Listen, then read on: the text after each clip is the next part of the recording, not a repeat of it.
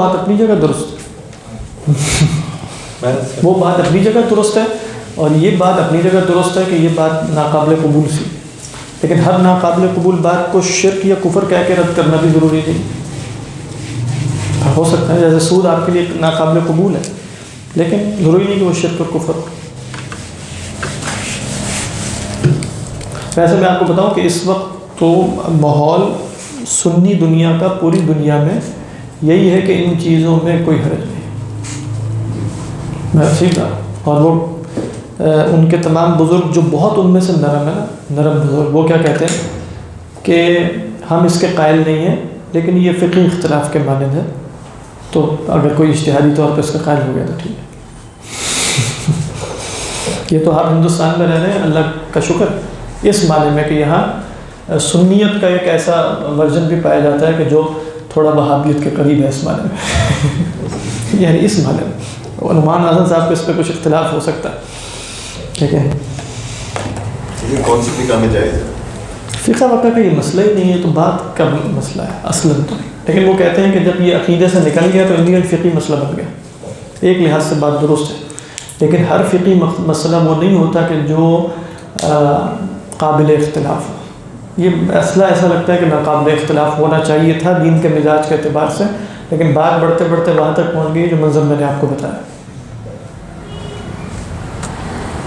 جیسے ہندو کے مختلف خدا ہونا مثلا، تو ہر ایک کے ماتھے پہ ایک بڑا تو وہی ہوگا، تو ہر ایک کے مزار پہ جا کے انسان ایسی ہی دعائیں کرتا ہے کہ آپ بھی بھر دیں جھولی، اور یہ سارا مطلب وہی لگ رہا ہے انڈین ظاہری شکل و صورت میں، روح کے اعتبار سے فرق۔ اصول الفقہ، اصول الفقہ کا پتہ نہیں اب دماغ اس وقت رہا ہے کہ نہیں رہا، گوہر صاحب نہیں آیا ہے، وہ بھی تو نہیں عمرے پہ چلے گئے۔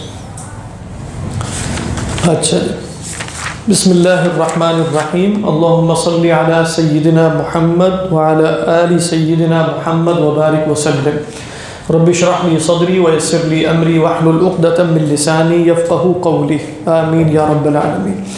حضرات، آج جو ہماری بحث ہے وہ حسن کے بارے میں جو ہم نے بات شروع کی تھی، جو امر و نہیں سے پھوٹی ہے کہ اللہ تعالیٰ جس بات کا حکم دیتے ہیں وہ اچھی ہے، جس بات سے اللہ تعالیٰ روک دے وہ قبیح ہے، ٹھیک۔ تو آج انشاءاللہ اسی بحث کو مکمل کریں گے، اور اللہ نے چاہا تو کوشش یہ کریں گے کہ امر کے ساتھ نہیں کو بھی دیکھ لیں، امر کے ساتھ نہیں کو بھی دیکھ لیا جائے۔ تو پچھلی نشست کا خلاصہ یہ ہے کہ احناف نے یہ کہا کہ یہ جو اوامر و نواہی اللہ کی طرف سے آتے ہیں، ان کے آنے سے پہلے بھی کچھ اوامر و نواہی ایسے ہیں جن کا عقل ادراک کر لیتی ہے۔ یہی بات ہم نے دیکھی تھی نا، اب 3 معنوں میں ہم نے دیکھا تھا کہ بھئی حسن اور قبح کا یا حسن اور قبیح کن کن معنوں میں استعمال ہوتا ہے۔ ایک اس معنی میں کہ وہ صفت کمال ہے کہ نہیں، ہم نے کہا تھا یہ عقل سے پتہ چل سکتی ہے کہ نہیں ہے، صفت کمال چل سکتی ہے، یہ بات عقل سے پتہ چل سکتی ہے کہ یہ میری طبیعت کے موافق ہے یا موافق نہیں ہے، یہ کھانا اور یہ کھانا چل سکتی ہے۔ یہ بھی پتہ چل سکتا ہے نا کہ یہ شے میری غرض کے موافق ہے یا میری غرض کے موافق نہیں ہے، یہ بھی پتہ چل سکتا ہے۔ سب کا اتفاق، چاہے وہ شوافع ہوں، احناف ہوں، معتزلہ ہوں، سب یہی کہتے ہیں۔ لیکن محل نزاع کیا تھا کہ بھئی یہ پتہ چل سکتا ہے کہ اس فعل پر دنیا اور آخرت دونوں میں انسان ملامت اور مذمت کا مستحق ہو جائے گا، یہ پتہ چل سکتا ہے۔ شوافع نے کہا یہ کسی بھی شے میں پتہ نہیں چل سکتا، کسی بھی شے میں نہیں معلوم ہو سکتا جب تک شریعت نہیں آتی۔ احناف نے کیا کہا؟ ہاں، احناف نے کہا کہ شکر منعم ہے، جیسے اگرچہ احناف میں کچھ اور آراء بھی ہیں کہ ظلم، کذب، یہ جو بڑی بڑی چیزیں ہیں یہ بھی معلوم ہو جاتی ہیں، لیکن جو بنیادی شے ہے وہ کیا ہے؟ شکر منعم، یعنی اللہ کی معرفت اور اس کی توحید کا اقرار۔ یہ حکم شرعی ہے، کیا ہے؟ یہ حکم عقلی نہیں ہے، حکم شرعی ہے، لیکن یہ معلوم کس کے ذریعے ہو گئی؟ عقل کے ذریعے ہو گئی، بات واضح ہے۔ اور پھر ہم نے معتزلہ اور احناف کے درمیان جو ایک دقیق سا فرق ہے وہ بھی دیکھ لیا تھا کہ ان کے ہاں یہ حکم چیزوں کی ماہیت کے تابع ہے، احناف کے ہاں چیزوں کی ماہیت بھی اللہ ہی بناتا ہے، ٹھیک ہے، اور عقل تک اللہ اپنا ایک حکم شرعی پہنچا دیتا ہے۔ بات واضح ہے؟ یہاں تک بات مکمل ہو گئی تھی. تو اس سے اب کیا نتیجہ نکلا؟ جس بات کا حکم اللہ دے گا وہ حسن ہے، جس بات سے اللہ روکے گا وہ قبیح ہے.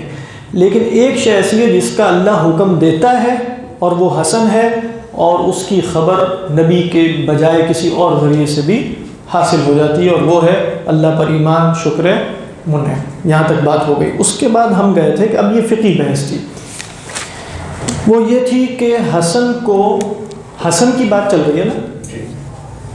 حسن کو انہوں نے کتنے حصوں میں تقسیم کیا تھا؟ 3 حصوں میں. کیا کیا تھے وہ؟ الحسن فی نفسہ حقیقتاً، اور پھر کیا تھا؟ فی نفسی کا تو مطلب سمجھ میں آ رہا ہے نا، اپنی ذات میں. اور تیسرا کیا ہے؟ حسن لغیرہ، جس کی آگے مزید 2 اقسام ہیں، وہ آج تیزی سے بھی دیکھ لیں گے. لیکن اس کے جو جزوی مسائل ہیں نا حسن اور وہ فقہی مسائل ہیں، یعنی ان دی اب بات فقہ تک جاتی ہے. لیکن یہاں اصول دیکھ لیں گے چند مثالوں کے ساتھ. اصول فقہ میں زیادہ سے زیادہ 1-2 مثالیں بیان کی جاتی ہیں، باقی جو مسائل ہیں اپنی دقت کے اعتبار سے وہ اصول فقہ کا موضوع نہیں ہے بلکہ فقہ کا ہے. اس میں ہم نے سب سے پہلے کیا کی تھی؟ اس کی 4 اقسام ہیں. کس کی؟ فی نفسی حقیقتاً کی. تو سب سے پہلی قسم کیا ہے اس کی؟ لا یسقط بحال. وہ کیا تھی؟ بحال من الاحوال. یہ کیا ہے؟ الایمان باللہ. ٹھیک ہے. سوال ہے جلدی سے بغیر سوچے سمجھے آپ نے جواب دینا ہے.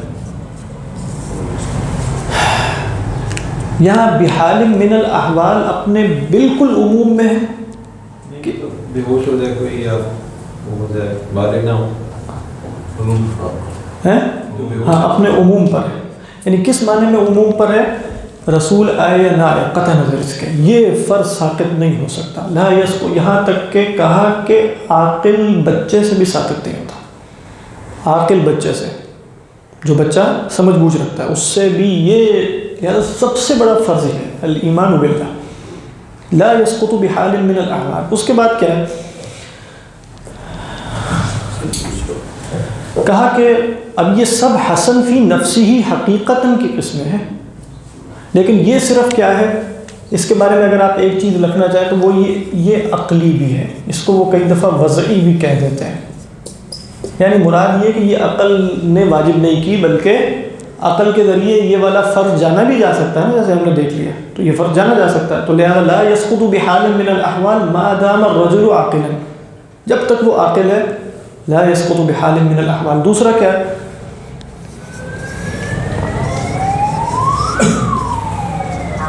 یسقط اصلا و وصفا.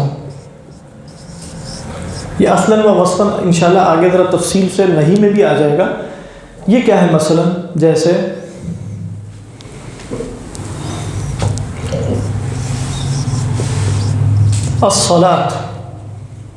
الصلاۃ نماز فی نفسہ حسن ہے.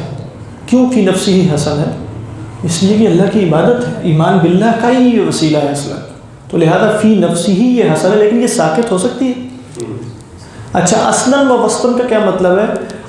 وصفاً کا مطلب ہے اصلاً تو برقرار رہے لیکن کسی وصف یا صفت کی وجہ سے فی الحال منع کر دی جائے. بات واضح ہے. لیکن وصف کے اعتبار سے اگر وہ منع ہو جائے یا واجب نہ رہے تو تب بھی پڑھنا تو جائز رہتا ہے نا.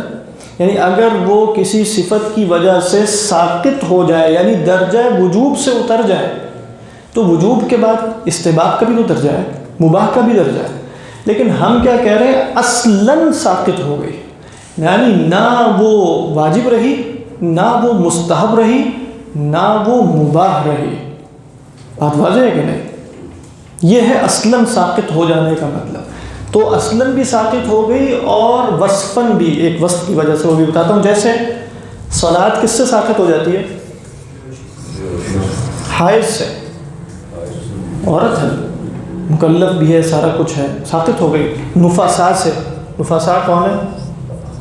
ہاں نفسا، اس سے۔ اسی طرح مغمى علیہ، مغمى علیہ کون ہے؟ جو آپ بتا رہے ہیں، تو جو بے ہوش ہو گیا، جو بے ہوش ہو گیا اس سے نماز ساقط ہے۔ اب اس پر وقت گزر رہا ہے، لیکن اور پھر وہ فقہ میں ہے کہ اگر وہ اتنی نمازوں تک رہا تو پھر اسے اعادہ بھی نہیں کرنا پڑے گا۔ تو یہ ہے حسن فی نفسہ، لیکن یہ ساقط بھی ہو جاتی ہے۔ اپنی اصل کے اعتبار سے بھی ساقط ہو گئی کہ فرض بھی نہیں رہی، اور اپنے وصف کے اعتبار سے وہ کیا تھی کہ وہ پڑھنا تو اچھا ہے نا، ہے تو وہ اچھی، لیکن اپنے وصف کے اعتبار سے بھی وہ ساقط ہو گئی۔ بات واضح؟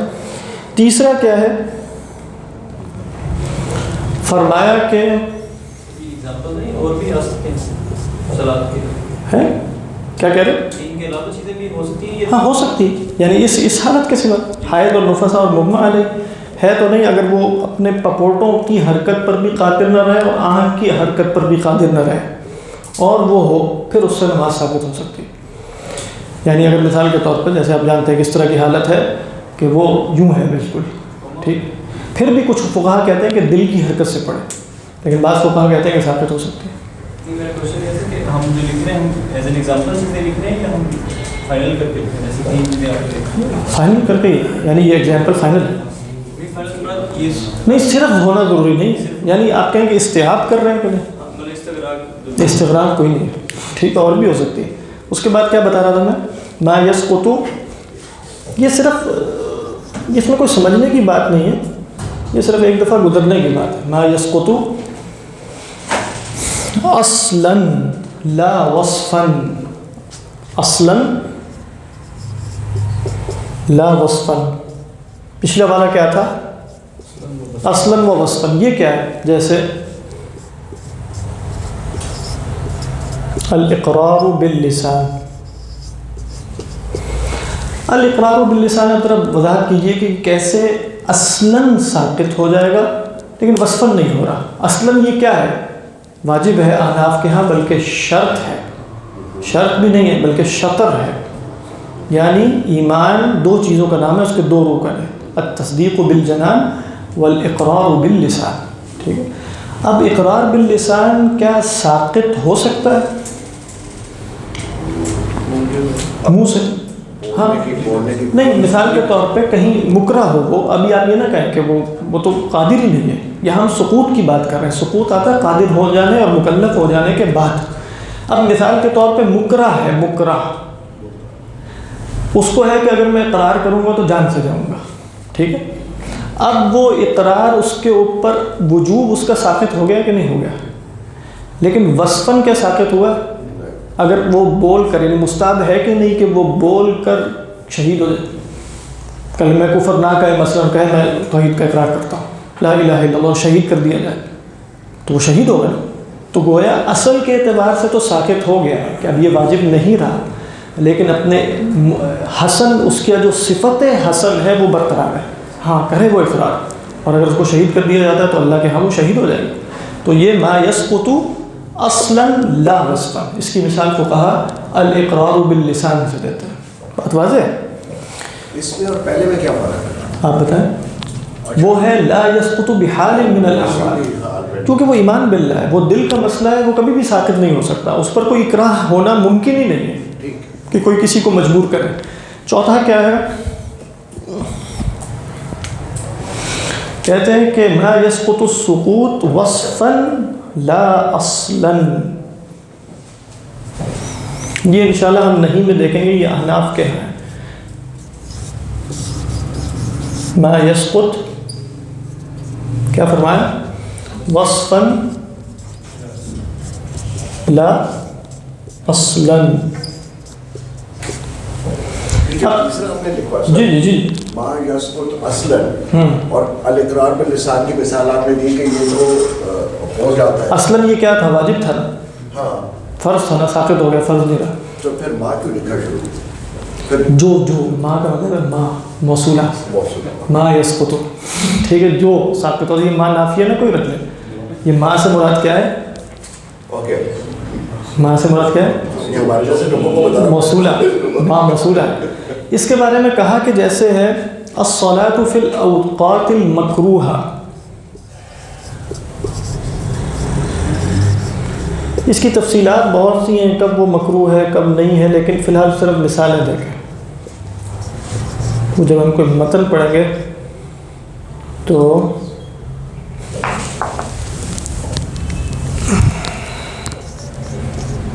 المکروہ، ٹھیک ہے، کیا مطلب کوئی بتایا؟ جب نماز کا ٹائم جیسے زوال ہاں اصلاً تو نہیں ساکت ہوتی لیکن اس ٹائم نہیں پڑھ سکتا. یعنی کیا مطلب ہے کہ نماز اپنی اصل میں تو رہے گی، فرض ہی رہے گی، لیکن وہاں اس وقت ایک ایسا وصف اس کے ساتھ لگ گیا جس کی وجہ سے اس موقع پر وہ حسن نہیں. صلاۃ تو فرض رہے، الصلاۃ فی الاوقات المکروہہ الصلاۃ لا یسقط اصلا، لیکن مثلا ہو سکتا ہے مکروہ ہو جائے. جب مثال کے طور پہ سورج غروب ہونے والا ہے، اس وقت آپ عصر کی نماز بلا عذر پڑھتے ہیں تو کیا ہے؟ مکروہ ہے نا، لیکن اپنی اصل کے اعتبار سے تو وہ فرض ہی رہی ہے اور اپنی اصل کے اعتبار سے وہ حسن ہے، لیکن ایک وصف خارج سے آ گیا جس کی بنیاد پہ وہ وصفاً ساقط ہوئی ہے، نہ کہ اصلاً. بات فرض ادا ہو جائے. جی بات واضح. یہ اب جلدی سے آگے جانا ہے ہمیں، کیونکہ جو اصل بحث ہے وہ تو نہیں میں ہے، اور وہ ذرا مشکل ہے، وہ تو مجھے لگتا ہے پتہ نہیں باری آتی ہے کہ نہیں، اس لیے میں نہیں سے پیچھے چھڑا رہا تھا. وہ طلحہ صاحب نے فرمایا کہ نہیں تو ہونی چاہیے، میں تو اس کو اسی چکر میں نکالنے کے چکر میں تھا. بہرحال اگلا کیا بتایا تھا قسم؟ فی نفسی حکما.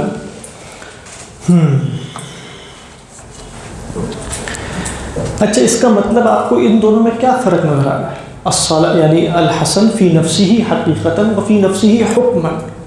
اس کا مطلب یہ ہے کہ اس میں یہ حسن ہے تو کسی غیر کی وجہ سے ہے. حسن کس وجہ سے ہے؟ غیر کی وجہ سے، لیکن شریعت نے اس کو فی نفسہ حسن کا درجہ دے دیا ہے. یہ واضح پر اس کا مطلب ہے حکماً سے مراد ہے شریعت کے حکم کے اعتبار سے وہ فی نفسہ حسن ہے، لیکن اس کے اندر وسیلے اور کسی اور شے کے حصول کا ذریعہ ہے. مثلا زکوٰۃ، انہوں نے کہا کہ زکوٰۃ اصل میں کیا ہے؟ لسد حاجت الفقیر.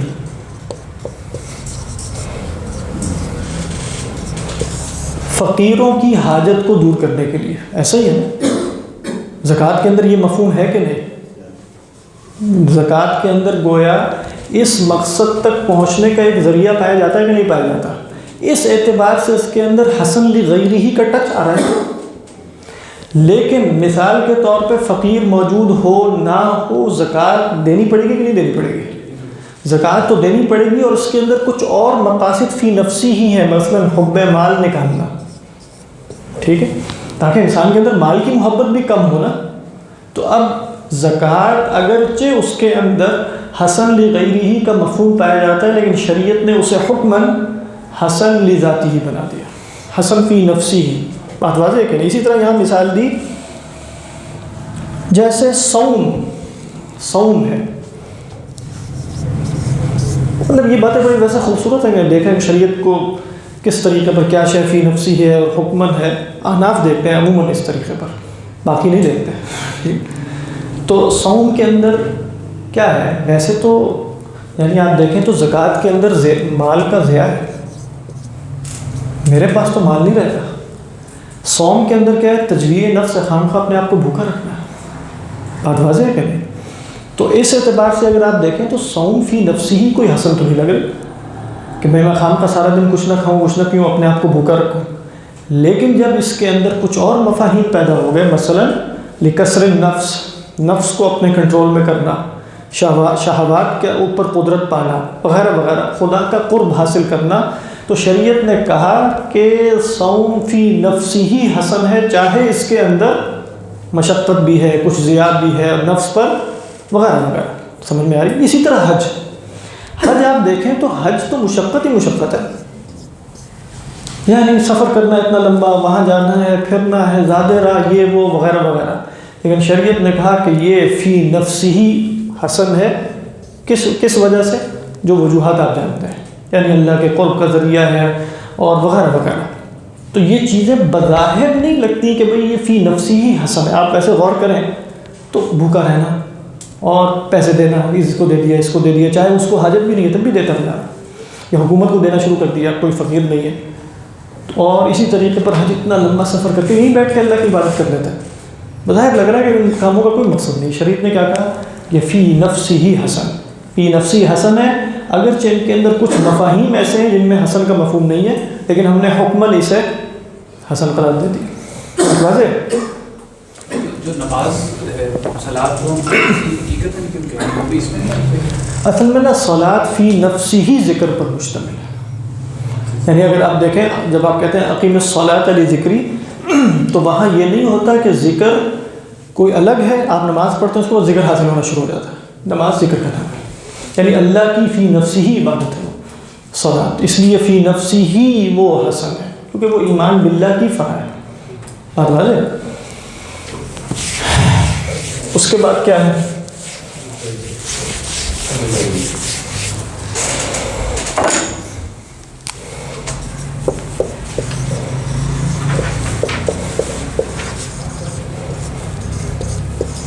حسن لغیرہ.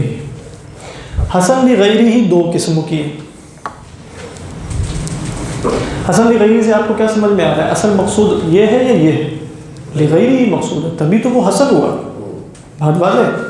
لیکن حسن لغیرہ میں ایک فعل وہ ہے، نمبر 1 اس کی قسم ہے،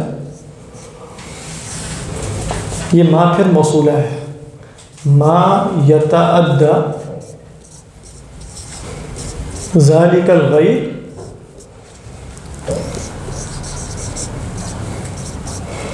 من غیر احتیاج الی فعل آخر. یہ بھی بڑی ضرورت ہے تقسیم کی.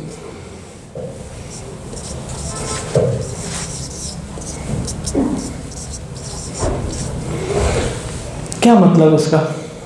کچھ آپ بتائیں گے؟ کہہ رہے ہیں جس حسن لغیرہ کے لیے وہ شے حسن ہوئی ہے، اس حسن کو کرتے ہی وہ غیر ہی خود حاصل ہو جاتا ہے، اس کے لیے کوئی اور فعل نہیں کرنا پڑتا. ابھی جب مثال دیں گے تو بات واضح ہو جائے گی. یعنی جس غیر کی وجہ سے وہ فعل حسن ہوا ہے نا، جو اصلاً حسن نہیں تھا. ابھی مثال اس کی سب سے بڑی کیا ہے؟ جہاد بمعنی قتال. جہاد فی نفسی حسن ہے، فی نفسی فی نفسی حسن نہیں ہے بلکہ قبیح ہے. کس معنی میں؟ کہ اس میں قتل ہے، لوگوں کی گردنیں اڑنا ہے، خود قتل ہو جاتا ہے، خون خرابہ ہے، یہ سب کچھ ہے. تو اس کو کون حسن کہہ سکتا ہے؟ بات ہے. پھر یہ کیوں ہوا؟ لغیرہ ہی کیا ہے؟ آپ کہیں گے کہ یہ دفع ظلم کے لیے، ٹھیک ہے، یا اعلاء کلمت اللہ کے لیے. یہی ہے نا مقصد. تو اب جہاد کرنے کے بعد اعلاء کلمت اللہ کے لیے کوئی اور کام کرنا پڑے گا، یا خود بخود جیسے آپ نے جہاد کیا یہی اعلاء کلمت اللہ؟ سمجھ میں آ رہی ہے کہ نہیں؟ یہ بڑی ویسے اہم بات ہے. یعنی خود جہاد فی نفسی ہی اگر شروط کے ساتھ اللہ کی خاطر ہو رہا ہے، تو جہاد کرنے کے بعد کوئی کام شروع نہیں ہوتا جس کو آپ کہتے ہیں اعلاء کلمت اللہ، بلکہ جہاد ہی اعلاء کلمت اللہ ہے. تو جہاد فی نفسی ہی تو حسن نہیں تھا، لیکن یہ کرتے ہی لغیرہ ہی جو حسن تھا وہ خود بخود حاصل ہوتا ہے بغیر کسی اور فعل کے. نہیں سمجھ میں آ رہی ہے کہ نہیں بات ہے؟ یا اس کی ایک اور مثال کیا ہے؟ کہا کہ القتل قصاصا.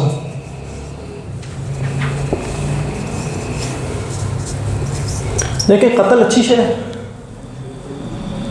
تو پھر لغیرہ ہی کیا ہے جس کی وجہ سے یہ اچھا ہوا؟ قصاص. ٹھیک ہے، قصاص کی وجہ سے قتل. اب آپ نے قصاص میں قتل کرنے، اس کا بہت سے مقاصد کیا ہے؟ مثلا ردع قاتل، جو مزید قتل کرنے کے لیے پر توڑ رہا ہے وہ بھی ڈر جائے، یہ ہے نا.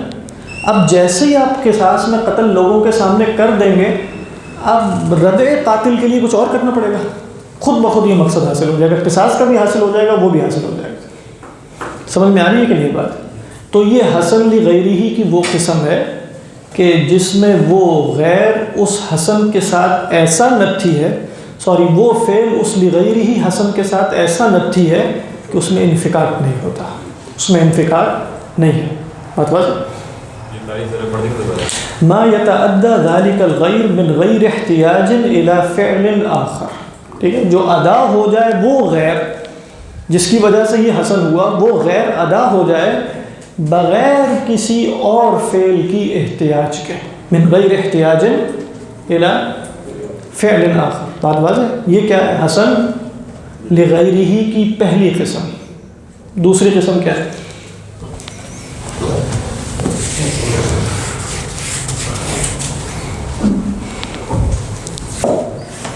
اسی کو بنا لیتے ہیں نا.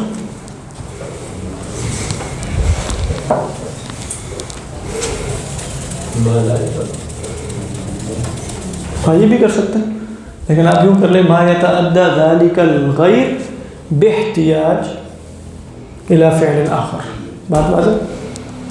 جو وہ غیر ادا ہوتا ہے ایک اور فعل کے احتیاج کے ساتھ. اب یہ دوسری قسم بن گئی ہے. ٹھیک. اس کی مثال کیا ہے؟ زبان سیکھنا، عربی سیکھنا. اس کے بعد کیا ہوگا؟ علم حاصل کرنا. یعنی علم عربی سیکھتے ہی حاصل نہیں کرنا کہ عربی کریں تو سیکھتے ہی حاصل ہو جائے. ہاں ٹھیک ہے، آپ ایک درجے میں اس کو ادھر ڈال سکتے ہیں، ایک درجے میں. لیکن کوئی اور مثال ہے؟ کس کا؟ حکومت کا قیام. ہاں بالکل. یعنی آپ کہہ سکتے ہیں کہ بھئی عمارت اسلامیہ کا قیام یا خلافت کا قیام حسن ہے، بہت اچھی بات ہے، لیکن اس کو قائم کرنے کے بعد مثلاً اقامت حدود خود کرنی پڑے گی، ظلم یا فلاں فلاں کا ہاتھ روکنا پڑے گا. یہ بھی مثال ہو سکتی ہے بالکل. اور یعنی ایک بڑی مثال ہے جو فقہا نقل کرتے ہیں، وہ کیا ہے؟ جیسے تیمم. تیمم جو ہے وہ بظاہر حسن، یعنی آپ کہیں تیمم مٹی وغیرہ منہ پہ لگانا ہاتھوں، مطلب عجیب سا لگ رہا ہے. مطلب مٹی سے تو یعنی انسان اپنے آپ کو دور کرتا ہے.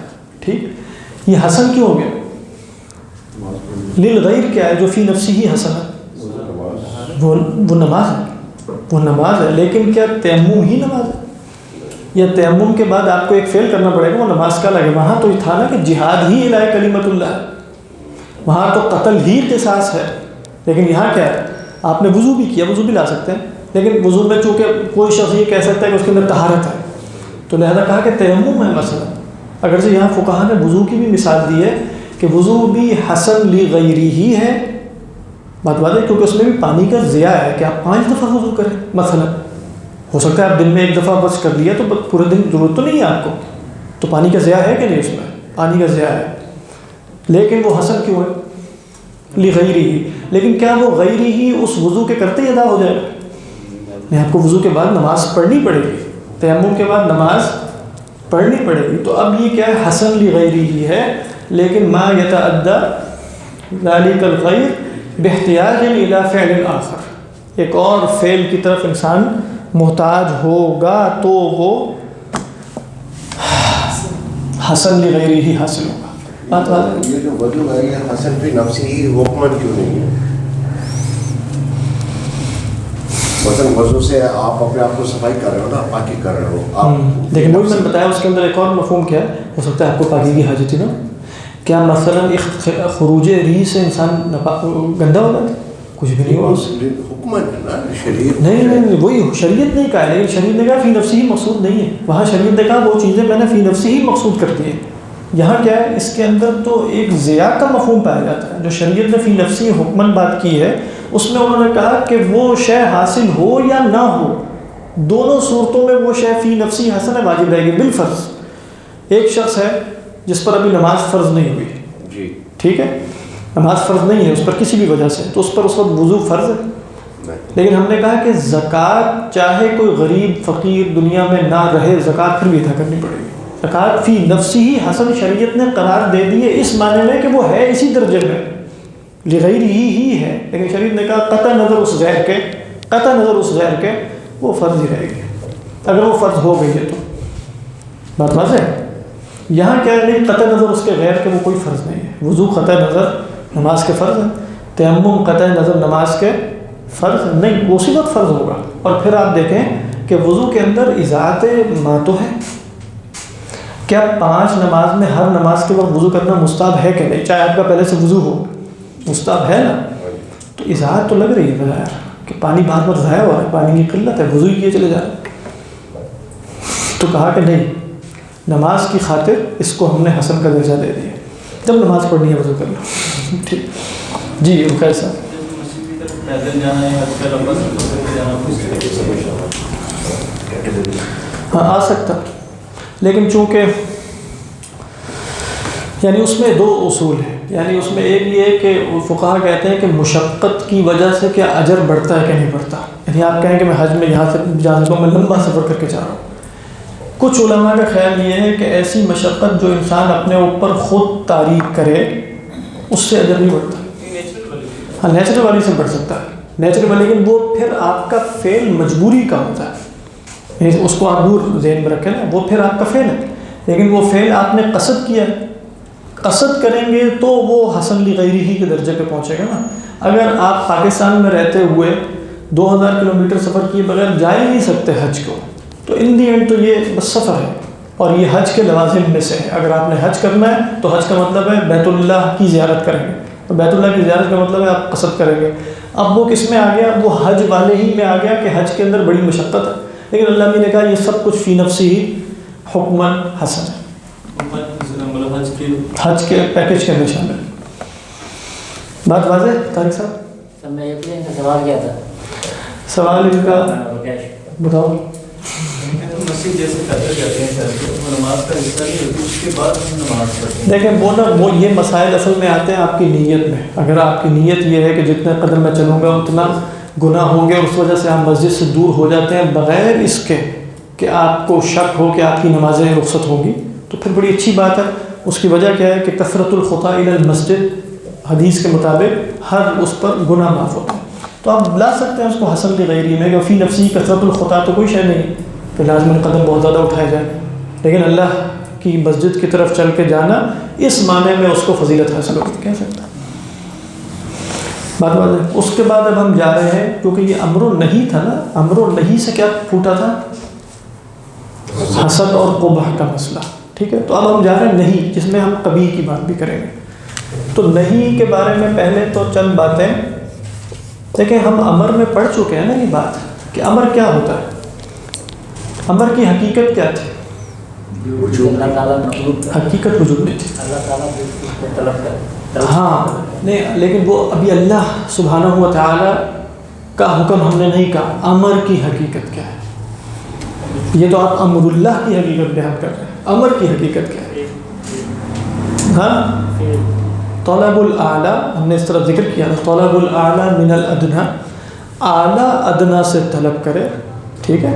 अल फ़िअल कोई फ़िअल, अला सबीलिल हत्म वल इल्ज़ाम, लाजिम करार दे गए। यानी हमने अब यहाँ से अमर के अंदर वजूब का मफ़हूम है। कौन तलब करे, अल आला मिनल अदना। तो नहीं के अंदर भी यही बात है, वो क्या है, तलबु अल आला मिनल अदना। अब यहाँ क्या आप कहेंगे, तर्कल फ़िअल, तलबुल आला मिनल अदना तर्कल फ़िअली। अब उसके बाद क्या लाएंगे, अला सबीलिल वजूब, अला सबीलिल वजूब। ये नहीं है, नहीं क्या है, क्योंकि नहीं मैं भी तो कह सकता हूँ ना, मतलब हम अल्लाह से कहते हैं अल्लाहुम्मा ला तुआखिज़ना बिमा नसीना, तो ये नहीं तो वैसे फ़ेल के अतबार से तो ये नहीं है, लेकिन ये क्या है, ये तलबुल अदना मिनल आला, इसको इल्तिमास कहते हैं, इसको दुआ कहते हैं, इसको दरख्वास्त कहते हैं। यहाँ तक बात वाज़ेह है, ये अमर में हम देख चुके हैं।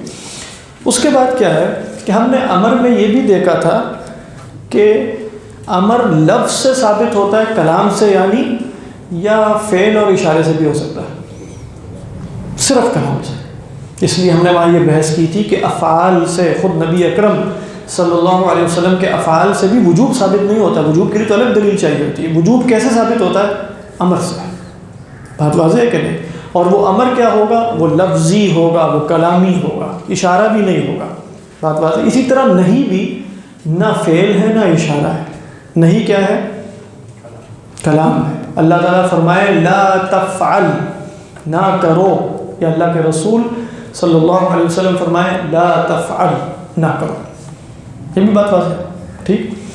अच्छा, उसके बाद ये है कि नहीं का जो सीगा है, जो हकीकतन है, यानी जो जैसे हमने कहा था कि अमर का जो सीगा है वो क्या है, इफ़अल, उक्तुब उनसुर, इफ़अल है। اسی طرح صیغہ اس کا ہے لا تفعل، اس کو یوں کہا جاتا ہے لا طلبیہ، فعل مضارع پر اگر لائے طلبی آ جائے، اس کو لائے ناہیہ کہتے ہیں ہم، لیکن کچھ اہل نحو اور اصولیین اس کو لائے طلبیہ کہتے ہیں۔ اس کی وجہ کیا ہے؟ صرف ادب کے لیے انہوں نے بتایا، کیونکہ یہ ہم اللہ کو بھی تو کہتے ہیں نا، تو ناہیہ ہم اس کو نہیں بولیں گے، ہم کیا کہیں گے طلبیہ، کیونکہ اللہ سے تو ہم طلب کر رہے ہوتے ہیں، تو نہیں کے اندر بھی طلب ہوتی ہے۔ تو لائے ناہیہ یا لائے طلبیہ اگر فعل مضارع پر لگ جائے تو یہ صیغہ اصل ہے نہیں کو ثابت کرنے میں، ٹھیک ہے؟ نہیں سمجھ میں آ رہا ہے جی؟ بات واضح؟ نہیں کیسے ثابت ہوگی؟ لا تفعل، یہ حقیقتاً یا کوئی اور صیغہ اس کا معنی رکھتا ہوں، ہمیں کیسے پتہ چلے گا کہ اس سے حرمت ثابت ہو رہی ہے کہ نہیں؟ یہ معنی اس کے اندر ہونا چاہیے۔ اب مثال کے طور پہ اگر آ جائے حرمہ، اس سے نہیں ثابت ہوگی؟ ہو جائے گی، کیونکہ حرمہ کے اندر لا تفعل کا مفہوم ہے کہ نہیں ہے؟ بات واضح ہے کہ نہیں؟ یا اللہ تعالیٰ کہیں، کیا کہیں؟ یعنی اللہ کے رسول کہیں لیس منا من فعل کذا، اس سے نہیں ثابت ہوگی کہ نہیں؟ کیوں؟ اس کے اندر جب اللہ کے رسول ہے ہم میں سے وہ نہیں ہے جو یہ کام کرتا ہے، تو اس کا مطلب اللہ کے رسول صلی اللہ علیہ وسلم کیا فرما رہے ہیں؟ لا تفعل۔ بات واضح ہے کہ نہیں؟ تو یہ صیغہ نہیں کا شمار ہوگا۔ یا مثلا آ جائے لا یحل، قرآن میں آئے لا یحل لک النساء مثلا، تو اب یہ لا یحل کیا ہے؟ یہ بھی نہیں کا صیغہ ہے، کیونکہ لا یحل کا مطلب ہے لا تفعل۔ بات واضح؟ اسی طریقے پر اگر آ جائے لعنت، لعن اللہ فلانا، لعن اللہ آکل الربا مثلا، اس کا مطلب کیا ہے؟ لا تأکل الربا، لا تأکل الربا۔ اسی طریقے پر اگر آ جائے کہ من فعل کذا فسيدخل جہنم، جو یہ کام کرے گا وہ جہنم میں داخل ہو جائے گا، تو اس کا کیا مطلب ہے؟ لا تفعل۔ ان سب کا مطلب کیا ہے؟ لا تفعل، نہ کرو۔ اسی طریقے پر اگر آ جائے امر آ جائے لیکن وہ ترک فعل کا ہو، الامر بترک الفعل، وہ کیسے؟ آ جائے گا اگر اس کے اندر لا تفعل کا مفہوم اس جگہ سے سیاق سے واضح ہو۔ کیا؟ ہاں اجتنب، اب یہ کیا ہے؟ ترک فعل ہے، بالکل صحیح فرمایا، لیکن جیسے قرآن میں آپ مثال دیں اجتنب بھی آ سکتا ہے، یا فرمائے وذروا البیع، یعنی جب آپ جمعے کے دن ہے تو ضرور فعل امر ہے کہ نہیں ہے؟ فعل امر ہے، لیکن امر ترک ہے۔ امر کیا ہے؟ ترک ہے، تو امر ترک سے بھی کیا ثابت ہو جائے گا؟ نہیں ثابت ہو جائے گا۔ یہاں تک بات واضح ہے نا؟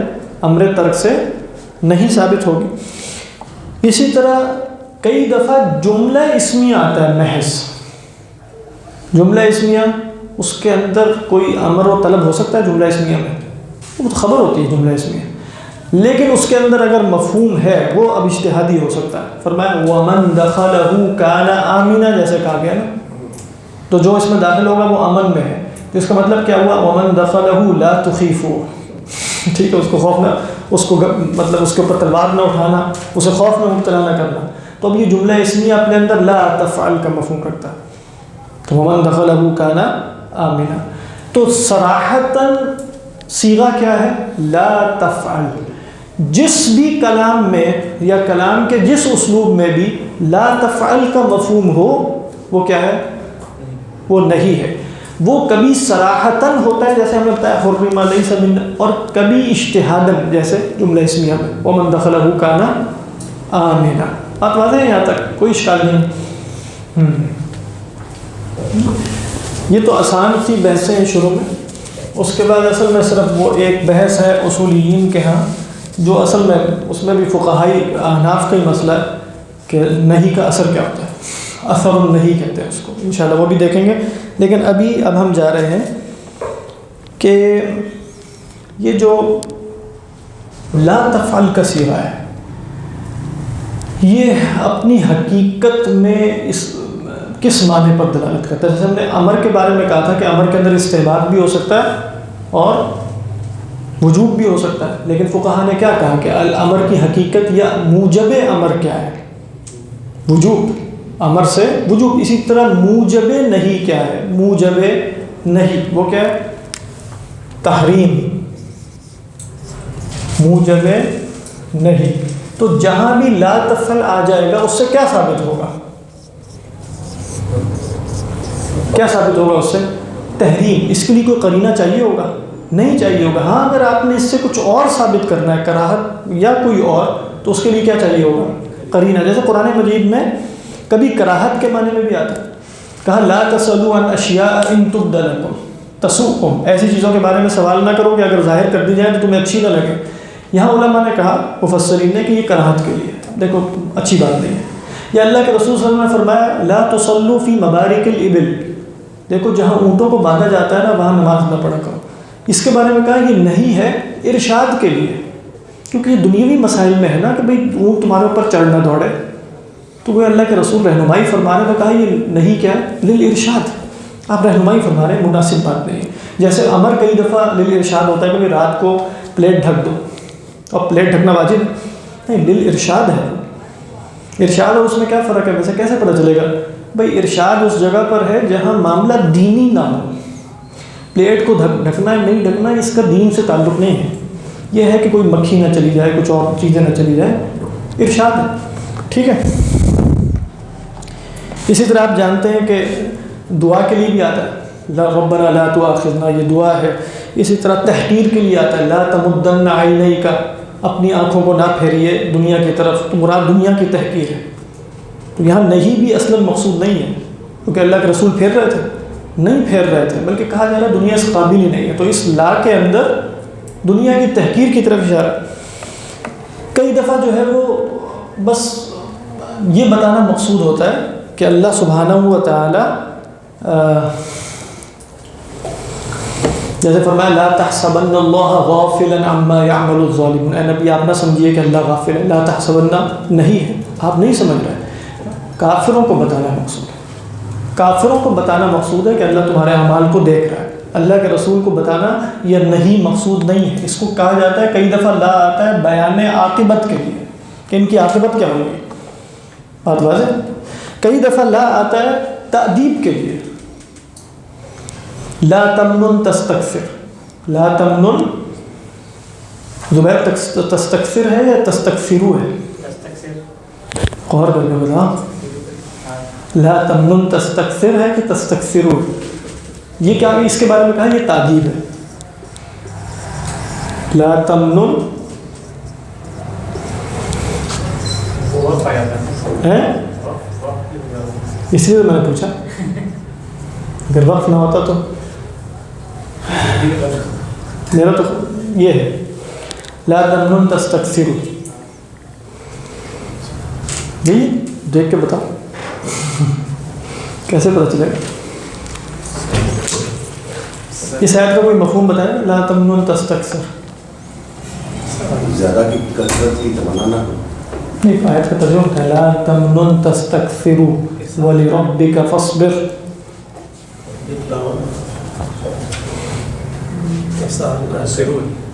تستکثر ہاں یہی ہونا چاہیے، دوسرا ہو نہیں سکتا. اس کی وجہ کیا ہے؟ پہلے میں نے اس دعویٰ اس لیے نہیں کیا کہ غلط نہ ہو جائے، اب دعویٰ کر رہا ہوں. اس کی وجہ یہ کہ وہ مفہوم نہیں بن سکتا. لا تمنن تستکثر، اگر آپ کہیں گے نا لا تمنن تستکثر، مفہوم بالکل 180 ڈگری پہ چلا جائے گا. ویسے یہ صرف لغت کے مسائل اصول فقہ سے کوئی تعلق نہیں. مثال کے طور پہ میں جملہ لکھ رہا ہوں لا تکفر، لا تکفر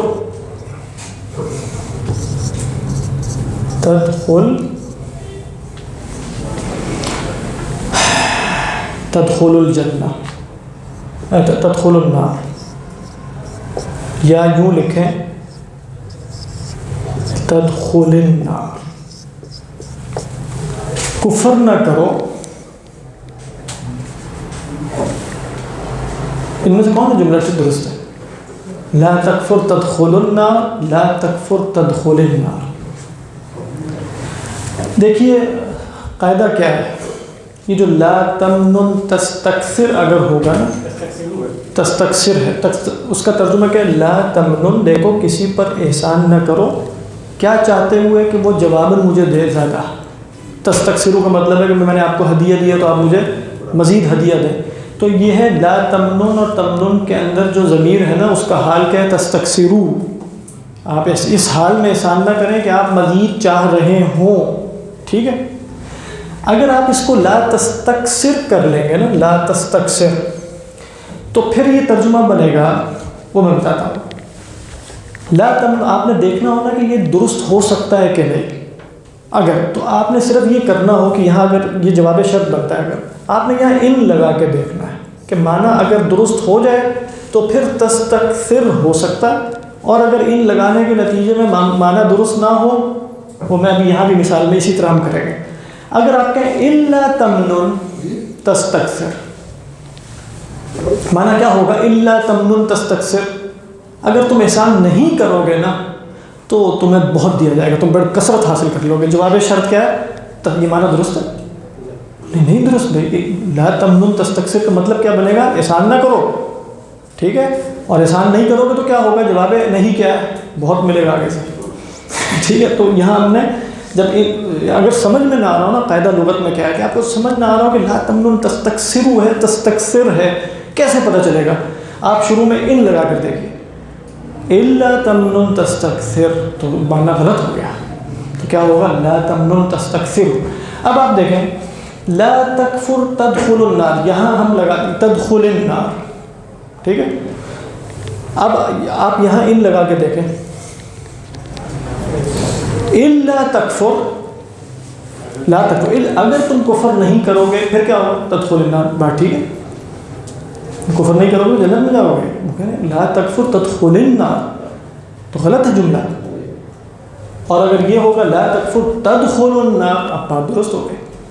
ٹھیک ہے. اب کیا یہ جواب شرط بن نہیں سکتا نا، کیونکہ اب اس میں نہیں جزم نہیں کیا، کفر نہ کرو. اچھا پھر کیا ہوگا؟ تدخل النار، تدخل نہیں. ٹھیک ہے. یہاں جنت لگا کے دیکھیں. اب بتائیں لا تکفر معنی کو درست کیسے کریں گے؟ تدخل کے ساتھ یا تدخل الجنہ کے ساتھ؟ لا تکفر تدخل الجنہ، کیا ہوگا؟ الا تکفر، الا تکفر تدخل الجنہ. اور اگر آپ کہیں لا تکفر تدخل الجنہ پھر کیا ہوگا؟ نہیں، اب میں تدخلی نہیں کہہ رہا، اب ان لگانے کی ضرورت نہیں ہے. لا تکفر تدخل لا تکفر تدخل الجنہ، کیا مطلب ہو جائے گا؟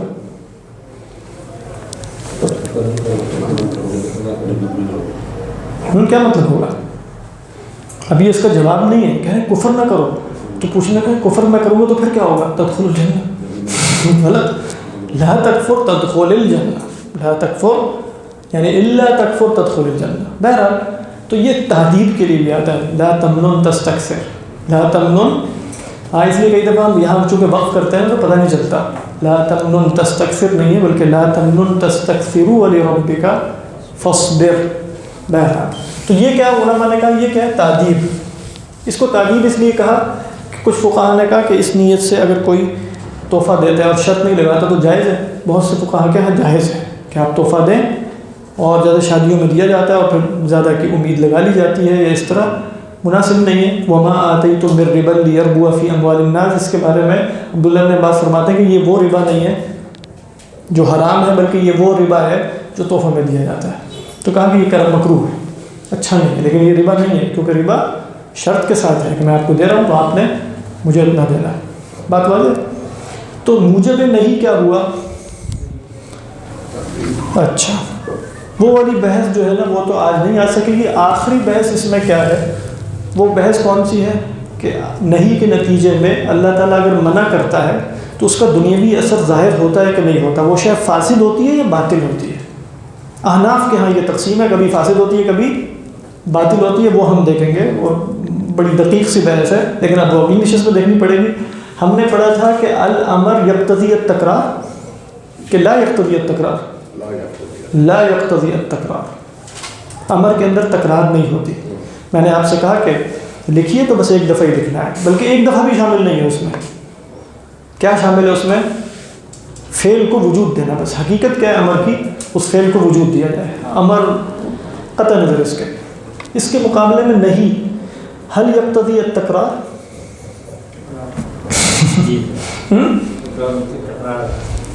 کیوں؟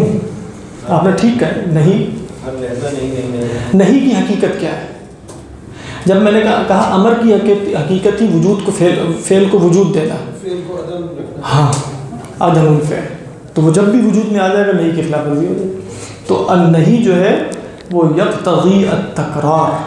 اچھا، امر کے بارے میں فقہائے احناف نے کہا کہ الامر لا یقتضی الفوریہ، امر کے اندر یہ نہیں کہ فوراً یہ کام کیا جائے، ضروری نہیں، وہ تو قرینے سے پتہ چلے گا، احتمال ہے اس کا، قرینے سے پتہ چلے گا۔ نہیں کے اندر فوریہ ہے، فوراً رکنا ہے۔ ہاں، النہی امر سے بالکل اپوزٹ ہے، وہاں کیا تھا؟ الامر لا یقتضی الفوریہ، وہاں تھا الامر لا یقتضی التکرار۔ نہیں کے بارے میں کیا ہے؟ النہی یقتضی التکرار والنہی یقتضی الفوریہ۔ اب یہاں ایک باریک سی بات ہے لیکن وہ بہت خوبصورت ہے، وہ یہ کہ اگر اللہ منع کرے اور میں نہ کر رہا ہوں وہ فعل پہلے ہی، اب جب آپ نے کہا کہ النہی یقتضی الفوریہ، تو اب فوریہ کا کیا مفہوم ہوگا؟ کرنا بھی نہیں ہے، کرنا ہی نہیں، کچھ فوری بھی کرنا پڑے گا، کیونکہ ہم کہہ رہے ہیں النہی یقتضی الفوریہ، فوری کچھ کرنا پڑے گا، التزام، اس کو فقہا کہتے ہیں التزام۔ یعنی اگر اللہ تعالیٰ نے کہا لا تأکلوا الربا، دیکھو سود نہ کھانا، لا تزنی، زنا نہ کرنا، وہ شخص سود نہیں کھا رہا، نہ وہ یہ کام کر رہا ہے۔ فوریہ کا مطلب ہے ان یلتزم، ان یلتزم کا کیا مطلب ہے؟ ان یقر فوراً بان الزنا حرام۔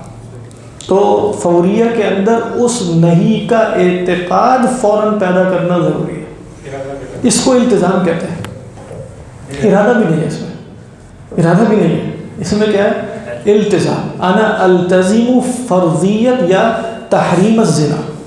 آج کل کی لغت میں کہا جاتا ہے ملتزم اس کو جو نیک اعمال کر رہا ہو اور برائیوں سے رک رہا ہو، اس کو کیا کہتے ہیں؟ ملتزم عربی میں، یعنی فلان الملتزم، یعنی ملتزم بدینی ہی۔ لیکن فقہا کی اصطلاح میں ملتزم کون ہے؟ اگر وہ برائی کر بھی رہا ہے لیکن انہ یلتزم تحریمہ، تو وہ ملتزم ہے۔ بات واضح؟ لأنہ کیا ہوا؟ لأنہ اتی بمقتضى النہی وہو الالتزام۔ ترک بھی کرنا ہے اسے، وہ گناہ، لیکن اگر یہ التزام چھوڑ دے گا تو کافر ہو جائے گا۔ یعنی النہی یقتضی کیا بتایا؟ الفوریہ۔ تو فوریہ میں وہ شے جس کے ترک پر وہ کافر ہو جائے گا، اگر وہ تحریم قطعی ہے، وہ التزام ہے۔ ان یلتزم تحریم الربا وان یلتزم تحریم الزنا، مثلا ان یقر بقلبہ ان الزنا حرام وان یقر بقلبہ ان الربا حرام، مثلا۔ ٹھیک ہے، التزام کا مطلب ہے کہ اس کی حرمت کو فوراً اپنے اوپر لازم کر لے دل کے اعتقاد کے اعتبار سے، یہ مراد۔ جی بالکل۔ اس سے اگلی بحث کیا ہے جو ہم اگر اگلی دفعہ لوگوں کے اندر ہمت ہوئی تو وہ ہے اثر النہی، نہیں کا کیا اثر ہوتا ہے، کیا وہ بطلان ہے یا فساد ہے؟ اس میں کچھ تقسیمات ہیں، وہ ہم دیکھیں گے، اور پھر انشاءاللہ اس کے بعد مطلق مقید کے بعد انشاءاللہ معاملات اللہ نے چاہا تو کچھ آسان ہو جائیں گے۔ ٹھیک، اللہ اعلم۔ وہ ضروری ہے، وہ ضروری ہے، امر کا اعتقاد بھی ضروری ہے کہ اگر وہ فرضیت کی تو اس کا اقرار کرے، لیکن چونکہ اس میں فوریت فعل کی نہیں تھی تو ہم نے کہہ دیا کہ وہ فعل، لیکن یہاں کہا کہ فوریت ہے تو ہم نے عمل قلب کو اس میں داخل کر دیا، وہاں بھی عمل قلب موجود ہے، یعنی امر کے اندر عمل القلب ہے۔ اللہ اعلم۔ اس کا ڈھنگنا نہیں مل رہا، اگر کہیں پتہ نہیں۔